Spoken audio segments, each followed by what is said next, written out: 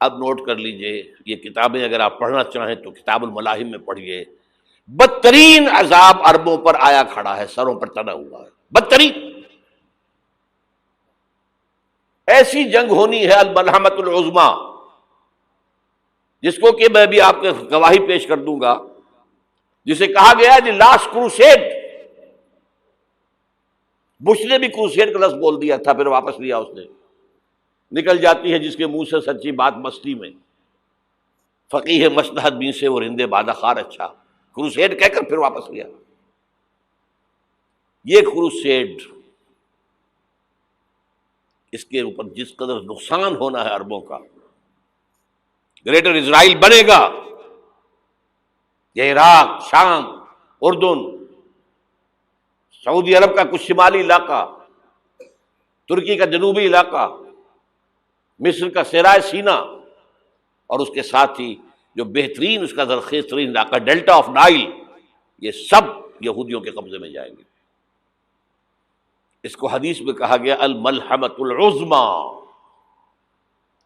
عیسائی 80 علم لے کر اے مسلمانوں تم پر حملہ آور ہوں گے، اور ہر علم کے نیچے 12,000 فوج ہوگی، 9.5 لاکھ فوج۔ یہ نیٹو کی تیاری کس کے لیے ہو رہی ہے؟ جب یو ایس ایس آر کا خاتمہ ہوا تو پوچھا گیا تھا نیٹو چیف سے، اب کس لیے؟ تمہارا وہ دشمن تو ختم ہو گیا، اب ہمیں اسلامک فنڈامنٹلزم سے نمٹنا ہے۔ وہ جانتے ہیں خطرہ یہی ہے، اب اسلام ابھر سکتا ہے، مسلمانوں کے سینوں کے اندر وہ آگ ہے، اوپر خاکستر آ گیا ہے، تم پہ اٹھانا بیٹھنا، یہ اندر تو انگارہ ہے، اوپر سے راکھ ہے، اس سے دھوکہ نہ کھا جانا ان کے دلوں کے اندر۔ اور بش نے کہا تھا مسلمان چاہتے ہیں کہ ہسپانیہ سے لے کر انڈونیشیا تک نظام خلافت قائم کریں، اور میں حیران ہوا تھا کہ اس کمبخت کو ہسپانیہ کا خیال کیسے آ گیا؟ ہمیں تو کبھی آتا ہی نہیں، اب ہم تو بھول گئے، وہ تو 500 برس پرانی بات ہے جبکہ وہاں سے ہمیں نکال دیا گیا تھا۔ اگرچہ اقبال نے کہا تھا ہے ارض فلسطین پہ یہودی کا اگر حق، ہسپانیہ پر حق نہیں کیوں اہل عرب کا؟ ہسپانیہ میں تو 800 سال حکومت کی مسلمانوں نے، اور ابھی 500 برس سے گزرے ہیں نا۔ یہودی تو ارض مقدس سے 2000 سال نکالے گئے، انہیں لا کے آباد کیا گیا، عربوں کے سینے میں خنجر بھونک دیا گیا۔ وہ چھوٹا سا ملک جو چاہتا کرتا، کوئی پوچھنے والا نہیں۔ امریکہ جیسے اپنے بیٹے کی حفاظت کرے ویسے کرتا اس کی۔ اور حضور نے فرمایا ہے وہ جنگ جب ہوگی تو ایک باپ کے اگر 100 بیٹے ہوں گے تو 99 ختم ہو جائیں گے، ایک بچے گا۔ یہ حدیث ہے، حدیث ہے صحیح۔ اور آپ نے فرمایا ویل للعرب من شر قد اقترب، عربوں کے لیے ہلاکت ہے، عربوں کے لیے بربادی ہے اس شر سے جو قریب آ چکی ہے۔ اور آج جس طرح انہوں نے ان کی تہذیب کو اختیار کر لیا ہے، دبئی جا کر دیکھیے، بدترین مغربی معاشرہ جو ہے وہ دبئی کے اندر ہم نے قائم کر کے دکھا دیا۔ اب سعودی عرب اس راستے پر بڑھ رہا ہے۔ اور اس کے بعد نمبر 2 پر جو ہے ہم پاکستانی ہیں، لیکن میں اس کے وہ پہلی بات جو کہہ رہا ہوں وہ تو یقینی ہے، اس میں تو احادیث صحیحہ موجود ہے۔ اگرچہ اس کے بعد پانسا پلٹے گا، پھر حضرت مہدی کا ظہور ہوگا، حضرت عیسیٰ کا نزول ہوگا، اور وہ گریٹر اسرائیل گریٹر گریو یارڈ بنے گا یہودیوں کا، ایک ایک یہودی قتل ہوگا اور دفن ہوگا۔ یہ بات میں ہونا ہے، میں پہلی بات بات کر رہا ہوں۔ وہ پانسا پلٹے گا جب پلٹے گا، ابھی جو سامنے ہے وہ کیا ہے؟ جس ملحمۃ العظمیٰ کہا حضور نے، جسے آرمگیڈون کہتے ہیں عیسائی۔ آرمگیڈون کی اگر کہیں جا کر آپ دیکھیں گے، آپ ڈکشنری میں مانی تو کیا لکھا ہے؟ A very big war which will be fought between the forces of evil and good before the end of this world۔ اس دنیا کے خاتمے سے پہلے خیر اور شر کی قوتوں کے درمیان بہت بڑی جنگ ہوگی۔ ارمجدون اسے کہتے ہیں عربی میں، اور آرمگیڈون اسے کہتے ہیں انگریزی کے اندر۔ اور یہ بائبل کی آخری کتاب کے اندر ہے، جو اس میں کہ مکاشفات یوحنا، ریولیشنز آف سینٹ جان. یہ تو میں کہہ رہا ہوں یقین کے ساتھ، اور زیادہ دور نہیں ہے، آیا چاہتا ہوں. اس لیے کہ یہودیوں کا اور عیسائی جو کنزرویٹوز ہیں، نیو کنزرویٹوز، ان کا 5 نکاتی ایجنڈا ہے متفق علیہ، جس کے تحت کہ یہ جنگ صلیبی شروع کی گئی ہے. وہ سن لیجئے آپ. آرمیگیڈون نمبر 1، گریٹر اسرائیل قائم ہو جانا اس کے نتیجے میں نمبر 2، مسجد اقصی اور قبۃ الصغریٰ کو گرانا نمبر 3، وہاں 3rd ٹیمپل، وہ مسجد جو حضرت سلیمان نے بنائی تھی 1000 قبل مسیح میں، پھر برباد کی تھی نبوکدنضر نے، دوبارہ بنائی گئی، پھر دوبارہ ختم ہوئی 70 عیسوی تک گری پڑی ہے. ان کا خانہ کعبہ گرا ہوا ہے 70 عیسوی سے لے کر آج تک. ایک دیوار ہے ویلنگ وال، جہاں جاتے ہیں، روتے ہیں، پیٹتے ہیں، ماتم کرتے ہیں، وہاں وہ بنے گا 3rd ٹیمپل. اور نمبر 4، اس میں لا کر رکھا جائے گا تخت حضرت داؤد کا. یہ تخت کہاں ہے اس وقت؟ یہ لندن شریف کے اندر، جو ان کی پارلیمنٹ کا جو چرچ ہے، ویسٹ منسٹر ایبے، اس میں رکھا ہوا ہے. ایک پتھر تھا جس پر بٹھا کر حضرت داؤد کی تاج پوشی ہوئی، پھر حضرت سلیمان کی ہوئی، پھر وہ پتھر رکھ دیا گیا جب حضرت سلیمان نے بنایا ہیکل مسجد اقصی، وہاں رہا وہ. ہر بادشاہ جو تھا یہودی اسی کے اوپر بٹھا کر اس کی تاج پوشی ہوتی تھی. سن 70 میں ٹائٹس نے گرایا اسے، ہیکل کو، وہ پتھر لے گیا، وہاں سے روم گیا، روم سے آئرلینڈ گیا، آئرلینڈ سے اسکاٹ لینڈ آیا، اسکاٹ لینڈ سے انگلینڈ آیا، اور اب وہ رکھا ہوا ہے 14ویں صدی عیسوی سے آج تک. وہ ویسٹ منسٹر ایبے میں رکھا ہوا، ایک کرسی کی سیٹ میں اسے بنا دیا گیا ہے تخت کی شکل میں. اب انگریزوں میں کوئی ملکہ ہو، کوئی بادشاہ ہو جس کی بھی تاج پوشی ہونی اس میں ہوتی. یہ لا کر رکھا جائے گا 3rd ٹیمپل میں، اور اس پر یہودیوں کے خیال کے مطابق ان کا مسیحا آئے گا جو مسیح دجال ہوگا. عیسائیوں کے خیال کے مطابق حضرت عیسیٰ آئیں گے، وہ ہمارا بھی خیال ہے حضرت عیسیٰ آئیں گے علیہ السلام. بہرحال یہ تو بات کی باتیں ہیں نا. اس وقت جو میں عرض کر رہا ہوں، عربوں پر بہت بڑا عذاب، اور پاکستان کا معاملہ البتہ یہ ہے، میں یقین سے نہیں کہہ سکتا.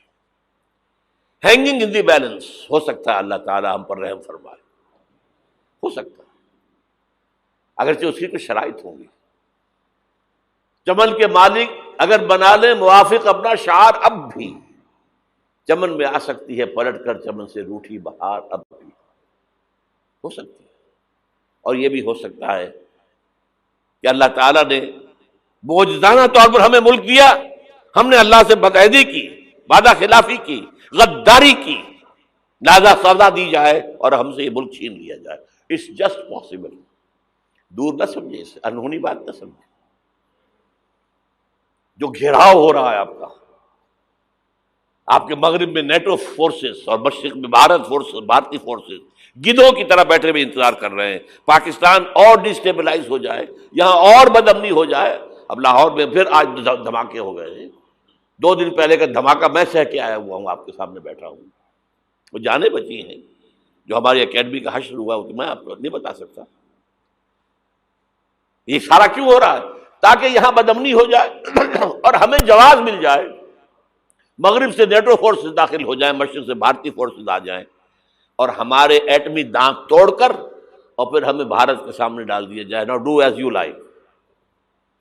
یہ ان کا نقشہ ہے. ہوگا کیا وہ اللہ جانتا ہے، ہوگا وہ جو اللہ چاہے. لیکن اللہ کا چاہنا جو ہے وہ کس پر منحصر ہے؟ یہاں انقلاب برپا کرو، یہاں اسلام لاؤ. اگر دھندوں میں لگے رہو گے تو وہ خود بخود نہیں آ جائے گا انقلاب. صحابہ نے جانیں دی تھی، کتنی تکلیفیں اٹھائی تھی.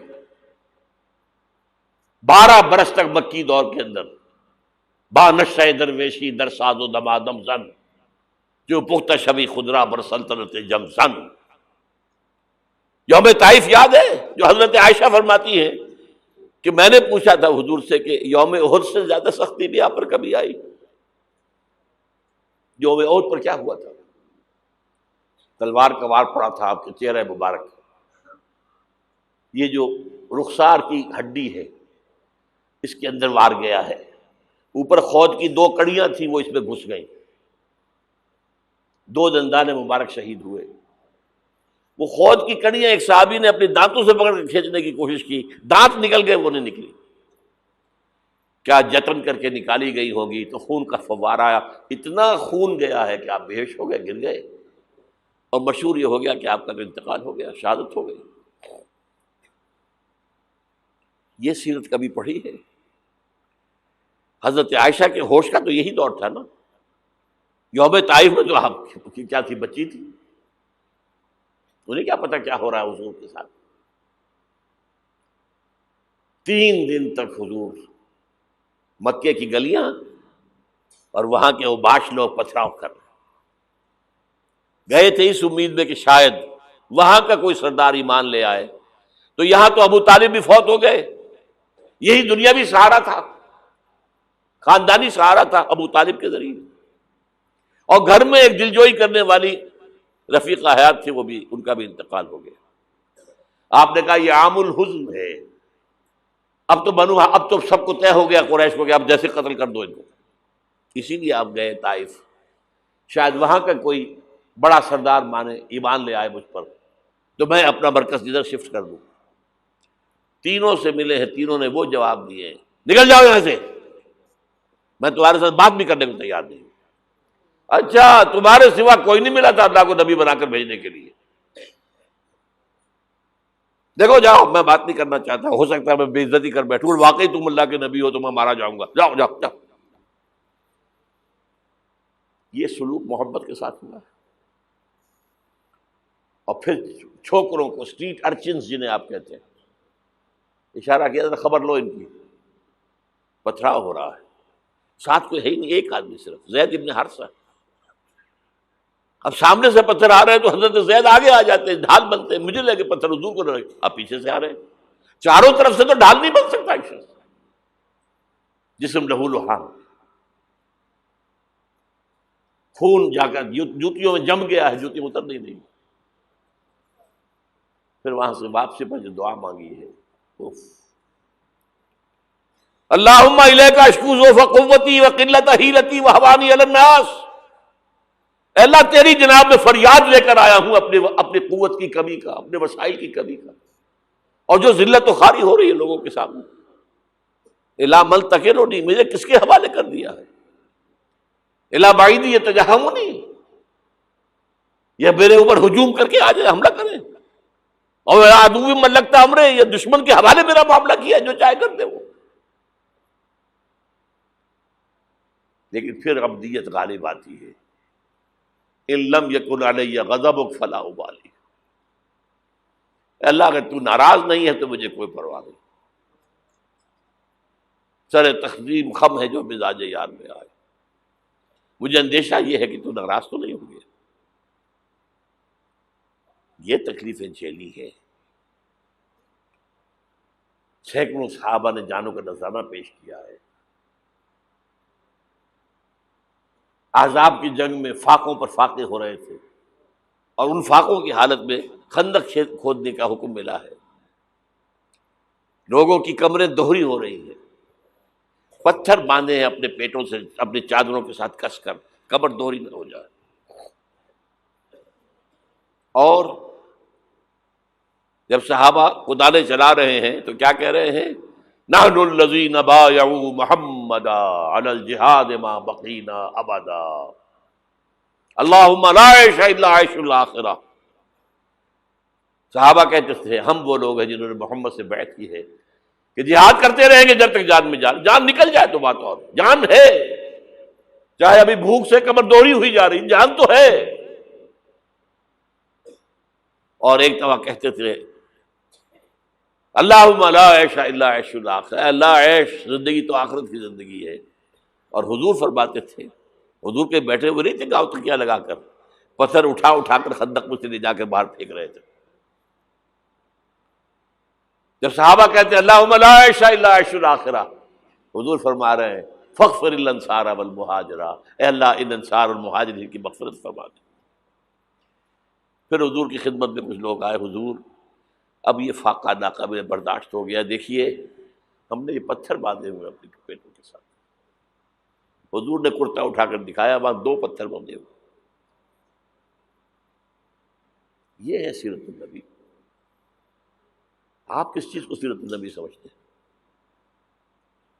بہرحال اس موضوع پر میری ایک کتاب ہے منہج انقلاب نبوی، کہ انقلاب کیسے آیا تھا۔ اگر دل میں ذرا بھی آرزو پیدا ہو گئی ہو کہ اللہ قبول کر لے مجھے قبول کر لے اس کام کے لیے، تو وہ کتاب آپ کے لیے مسٹ ہوگی، اس کا پڑھنا۔ هي الحلقات تحفظني بآيات من